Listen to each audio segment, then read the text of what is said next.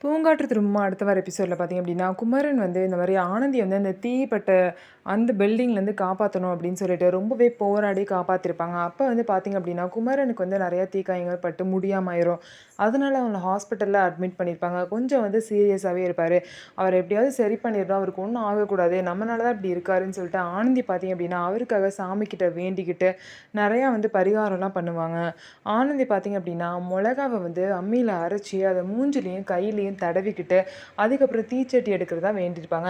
அந்த பரிகாரத்த செய்யும்போது பார்த்தீங்க அப்படின்னா, இந்த மாரி அந்த கோவில் பூசாரி வந்து ஆனந்தி கிட்ட, "என்னம்மா உன்னோட புருஷனுக்கு எதுவும் உடம்பு சரியில்லையா? அதனால தான் இந்த வேண்டுதல் செய்றியா?" அப்படின்னு கேட்கும்போது, "இல்ல என்னோட ஃப்ரெண்ட் ஒருத்தவங்களுக்கு முடியலன்னு" சொல்லிட்டு ஆனந்தி சொல்லுவாங்க.